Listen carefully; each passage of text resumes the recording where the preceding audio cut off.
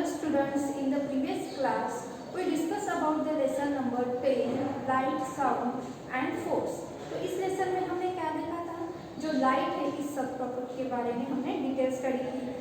हमने लाइट इस टॉपिक में क्या देखा है कि लाइट को टू ग्रुप में डिवाइड किया जाता है, ल्यूमिनस ऑब्जेक्ट और नॉन ल्यूमिनस ऑब्जेक्ट। तो ल्यूमिनस ऑब्जेक्ट हम किसे कहते हैं? ल्यूमिनस ऑब्जेक्ट हम जो चीज़ें हमें लाइट देती है, हमें रोशनी देती है, उन चीज़ों को हम क्या कहते हैं? Luminous object. जैसे कि कैंडल, लाइट, सनलाइट, है ना, ये सब क्या है? ल्यूमिनस ऑब्जेक्ट है। क्यों? क्योंकि ये चीज़ें क्या करते हैं? हमें लाइट देते हैं, इनकी रोशनी में हम दूसरी चीज़ें देख पाते हैं। देन नॉन ल्यूमिनस ऑब्जेक्ट हम किसे कहते हैं? नॉन ल्यूमिनस ऑब्जेक्ट मतलब जो चीज़ें हमें लाइट नहीं देती हैं, जैसे कि book, pen, pencil, table, chair, ये चीज़ें क्या है? नॉन ल्यूमिनस ऑब्जेक्ट है। क्यों? क्योंकि ये चीज़ें हमें लाइट देती है क्या? नहीं। जैसे कि अगर हम किसी अंधेरी जगह पे जाए तो हम किसी चीज़ को देख पाते हैं क्या? नहीं। लेकिन अगर हम लाइट जलाते हैं तो हम क्या होता है? हम दूसरी चीज़ों को देख पाते हैं। क्यों? क्योंकि लाइट क्या देता है? हमें रोशनी देता है। इस वजह से क्या होता है? हम दूसरी चीज़ों को देख पाते हैं। इसलिए लाइट क्या है? ल्यूमिनस ऑब्जेक्ट है। उसी तरह से कैंडल जलाने के बाद भी हमें दूसरी चीज़ें दिखाई देती हैं, तो कैंडल भी क्या है? एक ल्यूमिनस ऑब्जेक्ट है। लेकिन अगर हम पेंसिल लेके जाए किसी अंधेरी जगह पे तो क्या होता है? कोई चीज़ हमें दिखाई देती है क्या? रोशनी देती है क्या पेंसिल? नहीं, क्योंकि जो पेंसिल है वो क्या है? नॉन ल्यूमिनस ऑब्जेक्ट है ना। और इस लेसन में हमने क्या देखा था कि जो शैडो है वो किस तरह से फॉर्म होती है। हमने इसमें एक्टिविटी देखी थी, जैसे कि अगर आप टेबल और टॉर्च के बीच में अगर एक बुक रखोगे तो क्या होगा? उस टॉर्च की जो रोशनी है वो उस बुक के ऊपर गिरेगी, लेकिन वो बुक जो इतनी आसानी से उस रोशनी को उस बुक के आगे जाने देगा क्या? नहीं। जो लाइट है वो वहीं पे स्टॉप हो जाएगी, ब्लॉक हो जाएगी। इसकी वजह से क्या होता है? जो बुक है उस बुक की जो शैडो मतलब उस बुक की जो डार्कनेस है वो उसके बिहाइंड, उसके पीछे हमें दिखाई देती है। उसे हम क्या कहते हैं? शैडो कहते हैं, है ना। तो आज के लेसन में हम क्या देखने वाले हैं? आज की क्लास में साउंड इस सब टॉपिक के बारे में डिटेल स्टडी करने वाले हैं। तो आपको अपने टेक्स्ट बुक ओपन करनी है, पेन पेंसिल साथ में रखनी है, ताकि जो भी इम्पोर्टेंट पॉइंट्स या फिर हार्ड वर्ड्स आते हैं उन्हें आप अंडरलाइन कर सको। तो आपको अपने टेक्स्ट बुक का पेज नंबर 69 ओपन करके रखना है। Okay, let's start the lesson. Sound in our daily life we hear different types of sound. तो हम अपने डेली लाइफ में डिफरेंट टाइप्स के साउंड सुनते हैं। हमारे सराउंडिंग में हमें डिफरेंट टाइप के साउंड सुनाई देते हैं, जैसे कि लाइक रिंगिंग ऑफ फोन, जैसे कि फोन है, फोन की बेल हमें सुनाई देती है। उसी तरह से the horn horning of horn and shipping of birds. उसी तरह से जो गाड़ियाँ होती है, बसेस होती हैं, उनमें क्या होता है? हॉर्न होता है। जब वो हॉर्न बजाते हैं तो हमें हॉर्निंग मतलब क्या होता है? आवाज़ सुनाई देती है। देन शीपिंग ऑफ बर्ड्स, जो बर्ड्स होते हैं, बर्ड्स की भी हमें किलबिल, शीपिंग मतलब क्या होता है? किलबिल, उनकी हमें आवाज़ सुनाई देती है ना। इस तरह से हमें हमारे सराउंडिंग में डिफरेंट टाइप्स की क्या सुनाई देती है? आवाज़ सुनाई देती है। Some sounds are soft but some are loud. तो कुछ साउंड्स कैसे होते हैं? सॉफ्ट होते हैं, उनका आवाज़ क्या होता है? कम होता है। लेकिन कुछ साउंड कैसे होते हैं? बहुत लाउड होते हैं, है ना। जैसे कि आप देखते हो कहीं पे प्रोग्राम शुरू है तो क्या होता है? ओकेजन शुरू है तो वहाँ पे बहुत ज़्यादा साउंड होता है, लाउड साउंड होता है ना। Then some are pleasant and some are unpleasant. तो कुछ साउंड कैसे होते हैं? प्लेजेंट साउंड होते हैं, मतलब उन्हें सुनने में हमें आनंददायी, मतलब हमें अच्छा लगता है उन साउंड को सुनने के लिए। लेकिन कुछ साउंड कैसे होते हैं? अनप्लेजेंट, मतलब उन्हें सुनने से हमें क्या होता है? ये दिक्कत होने लगती है। Some are pleasant and some are unpleasant. We like soft and pleasant sound. हमें कौन से साउंड अच्छे लगते हैं? जो साउंड हमें अच्छे से सुनाई दे, है ना। इस तरह के साउंड हमें अच्छे लगते हैं। We like soft and pleasant sound. We do not like loud and pleasant sound. हमें जो साउंड जैसे कि बहुत जोर जोर से लाउड साउंड आते हैं वो साउंड हमें अच्छे लगते हैं क्या? नहीं, है ना। जैसे कि लाउड स्पीकर जो है बहुत जोर से बजता है वो हमें अच्छे लगता है क्या? नहीं। लेकिन जो साउंड प्लेजेंट मतलब अच्छे वो आनंददायी होते हैं, है ना, और जो साउंड सॉफ्ट होते हैं, धीमी आवाज में होते हैं, वो साउंड हमें अच्छे लगते हैं। Okay, then the sound that is loud and unpleasant is called noise. तो जो साउंड बहुत लाउड होते हैं, उनका आवाज बहुत ज्यादा होता है, उन साउंड को हम क्या कहते हैं? नॉइस कहते हैं, है ना। क्यों? क्योंकि वो उस साउंड से क्या होता है? हमें बेचैनी होने लगती है, हमारा सिर दर्द होने लगता है ना। इस तरह के साउंड को हम क्या कहते हैं? नॉइस कहते हैं। Too much of noise is bad for our health. मतलब बहुत ज्यादा जो नॉइस होती है वो क्या होती है? हमारे हेल्थ के लिए बहुत बैड होती है। वो अच्छी होती है क्या? नहीं। उससे हमारे बॉडी को दिक्कत पहुंचती है ना। वो हार्मफुल होती है हमारे लिए। It harms our ears and can make us deaf. We can reduce noise by speaking softly. Okay, तो हम ये जो नॉइस है इस नॉइस को रोकने के लिए, क्यों? क्योंकि नॉइस क्या करता है? हमारे बॉडी को, हमारे हेल्थ को हार्म पहुंचाता है। अगर हम बहुत जोर जोर से लाउड साउंड सुन रहे हैं तो क्या हो सकता है? उससे हमारे जो ईयर है वो डेफ मतलब उनमें परेशानी आ सकती है, हम बहरे हो सकते हैं। इसलिए हमें लाउड साउंड्स जो है वो सुनने चाहिए क्या? नहीं। तो वी कैन रिड्यूस नॉइस। तो हमें नॉइस को जो है वो कम करना चाहिए। तो इसलिए हमें क्या करना चाहिए? Speak softly. मतलब हमें जो बात हम कर रहे हैं उसे बहुत जोर जोर से कहना चाहिए क्या? नहीं, उसे हमें सॉफ्टली कहना चाहिए ताकि किसी को भी परेशानी ना हो। Then always playing TV and music system in a low volume. तो हम जो भी म्यूजिक सिस्टम या फिर जो भी टीवी है ना, ये सारी चीज़ें जब हम सुनते हैं, देखते हैं, तो हमें क्या करना चाहिए? उन्हें लो वॉल्यूम में ही सुनना चाहिए या फिर देखना चाहिए। तो इस तरह से हम क्या कर सकते हैं? साउंड को या फिर साउंड से जो भी नॉइस हो रहा है उसे स्टॉप कर सकते हैं और हम अपनी हेल्थ भी जो है वो अच्छी तरह से रख सकते हैं, है ना। उसका हमारे बॉडी के ऊपर, हमारे हेल्थ के ऊपर हार्मफुल इफेक्ट होगा क्या? नहीं। इसलिए हमें हमेशा जो है सॉफ्ट साउंड में ही बातें करनी चाहिए, ना कि ज़्यादा चिल्लाना चाहिए।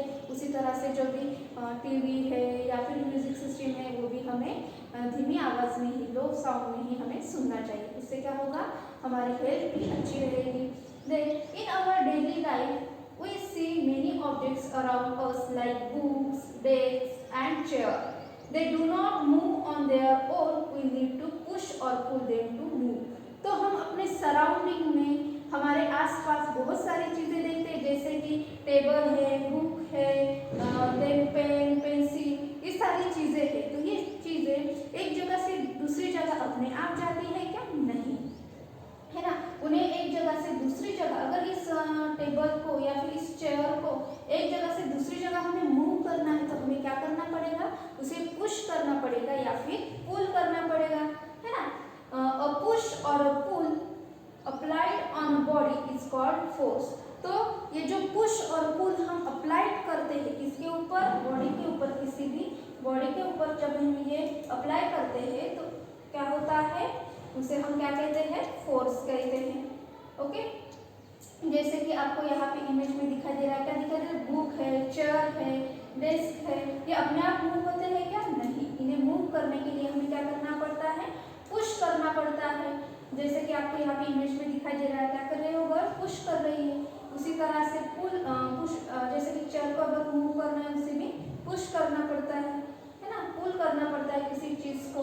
तो इस तरह से हम क्या कर पाते हैं? किसी चीज़ को एक जगह से दूसरी जगह ले जा पाते हैं, है ना। तो there are some effects of force. तो फोर्स जब हम अप्लाई करते हैं, फोर्स मतलब क्या होता है?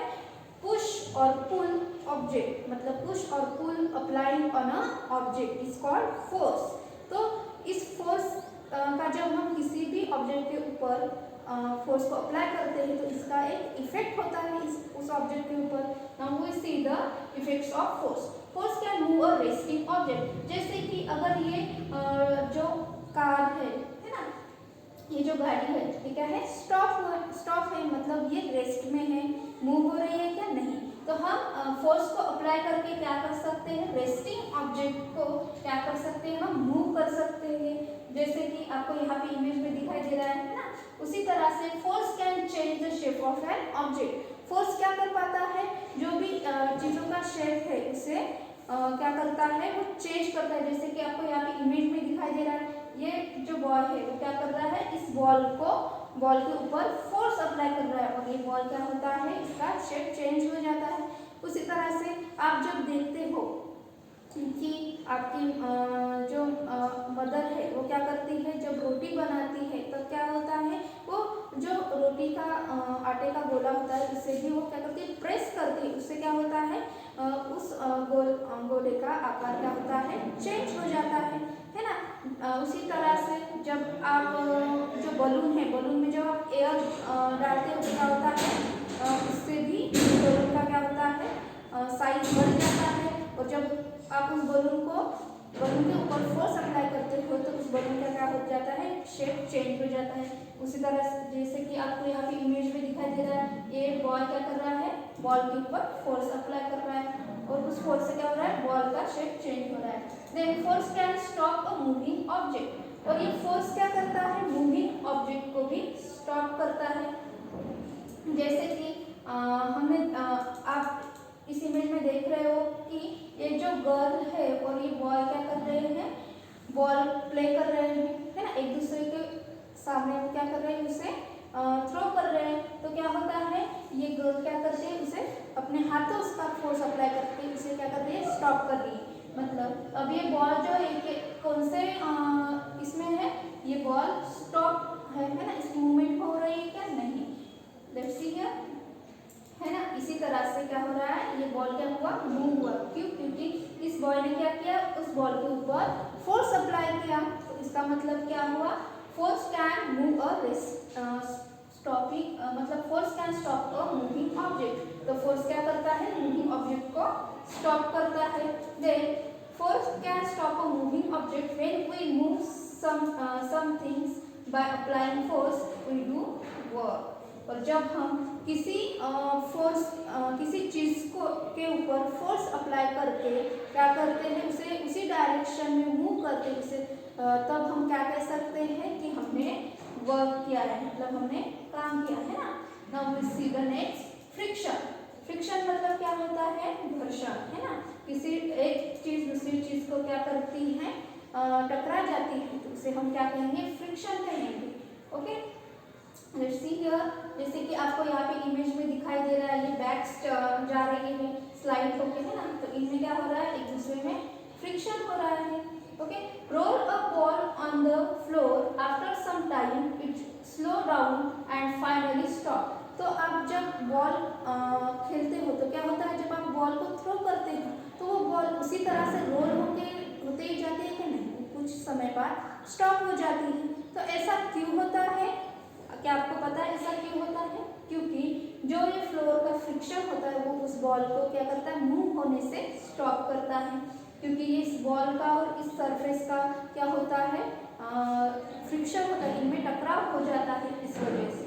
Okay, it slows down and finally stop. Why does the ball stop, ये बॉल क्यों स्टॉप होती है, the ball stop due to a friction. इस फ्रिक्शन की वजह से क्या होता है, ये बॉल स्टॉप हो जाती है।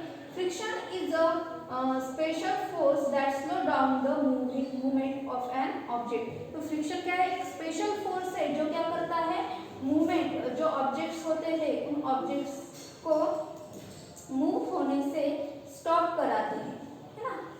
ये क्या एक स्पेशल फोर्स है। देन द मूव मतलब क्या होता है, पुश और pull. An object we have to the move, push or pull, we have to apply force greater than the force of friction. करना है तो हमें उसके ऊपर क्या लगाना पड़ता है, फोर्स अप्लाई करना पड़ता है। किसके मुकाबले ज़्यादा फोर्स अप्लाई करना पड़ता है, फ्रिक्शन के, है ना। If there is no friction then the ball will keep on rolling. अगर वहाँ पे फ्रिक्शन ही नहीं है तो क्या होगा, ये जो बॉल है वो बॉल मूव ही करता रहेगा, रोल ही करता रहेगा, है ना, वो स्टॉप होगा क्या, नहीं। Friction is more on a rough surface.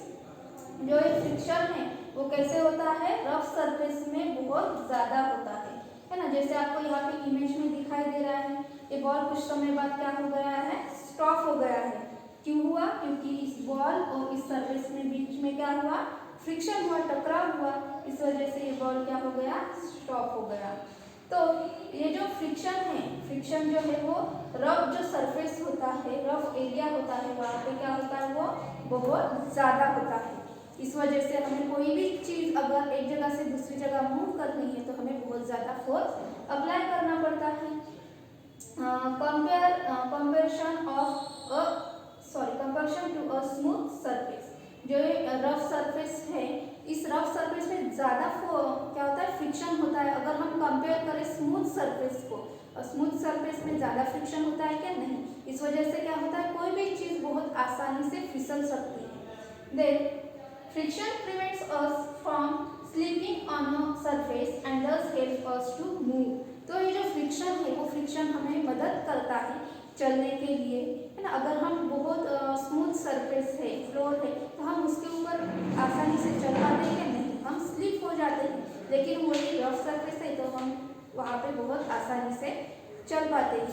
तो आज के लेसन में, आज के क्लास में हमने क्या देखा है कि कौन सा टॉपिक देखा है, साउंड और फोर्स। साउंड में हमने क्या देखा है, लाउड साउंड और सॉफ्ट साउंड। हमें जो साउंड है, सॉफ्ट साउंड हमें अच्छा लगता है, वो सुनने में हमें अच्छा लगता है। और जो लाउड साउंड होते हैं उनसे क्या होता है, नॉइस होता है, जो कि नॉइस क्या करता है, हमारे बॉडी को, हमारे हेल्थ को क्या करता है, हार्म करता है, हमें बहरा भी कर सकता है। तो इसलिए हमें क्या करना चाहिए, सॉफ्टली बात करनी चाहिए, या फिर हमें लाउड म्यूजिक सुनना चाहिए क्या, नहीं। उसके बाद हमने क्या देखा है कि फोर्स में हमने क्या देखा है, कौन कौन से टाइप्स देखे हैं। फोर्स में हमने फोर्स का इफेक्ट देखा है। फोर्स के कौन से इफेक्ट होते हैं, force can move a resting object. Force क्या करता है, रेस्टिंग ऑब्जेक्ट को मूव करता है। फोर्स स्टॉप करता है मूविंग ऑब्जेक्ट को, है ना। फोर्स क्या करता है, वो डायरेक्शन भी चेंज कराता है। Okay, then next we see the force of friction. Force of friction, friction भी क्या है, ये बहुत ज़रूरी होता है। इस फ्रिक्शन से हम क्या कर सकते हैं, चल सकते हैं। हमारे बहुत सी चीज़ों में फ्रिक्शन की क्या होती है, हमें मदद होती है। Okay students,